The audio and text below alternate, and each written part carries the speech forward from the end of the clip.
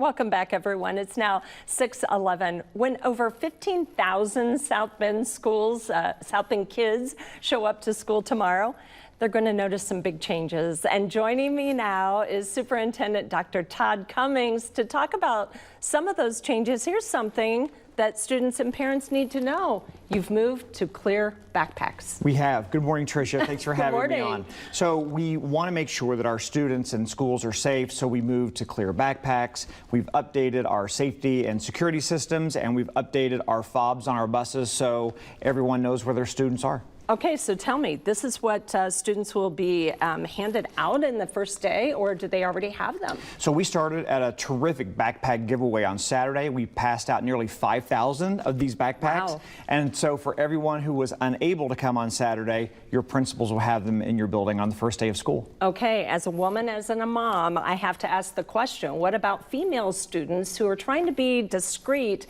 when carrying female hygiene products? Sure, and we've worked that out with principals, and if students will let their principals know, we're going to make sure that we're discreet and that there are ways to carry products in our transparent backpacks. Okay, let's talk about some of the positives coming out of South Bend schools. Obviously, improved test scores.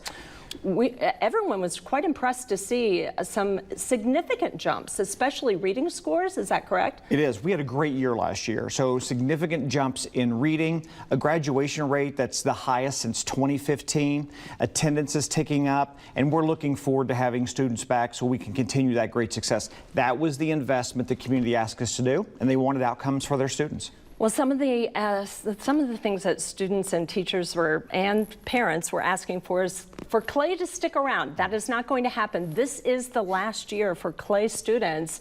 What's going to happen to those buildings? And so while this is a difficult decision, even during the referendum and the 32 community meetings on facilities, we talked about right sizing. And what we heard from the community was invest in teachers and students and invest in the outcomes that we're getting now. As to the buildings, we'll be working on that. That's a long way away, but right now we want to make sure we're taking care of our students, our teachers, and we're getting the investment in outcomes the community asked us to do. Let's talk about staffing. The South Bend Community School Corporation employs about 3,000 people. Are you fully staffed for day one tomorrow? Right now we have about 21 vacancies. All of our core subjects are covered, and so our Human Resources Department has done a great job. And this year we rolled out where our paras and non-certified folks can earn their teaching license.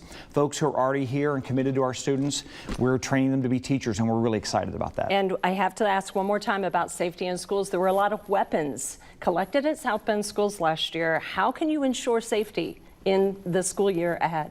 One, we made the move to transparent backpacks. Two, we've updated our security and safety and video systems. We also have updated an updated app for our tracker. So if you see something, make sure you say something. Okay. Any talk about searching students as they walk in? What about metal detectors at doors? So we don't have any plans for metal detectors at our school doors. However, look for those to begin unrolling at some of our larger community events. Okay, good to know.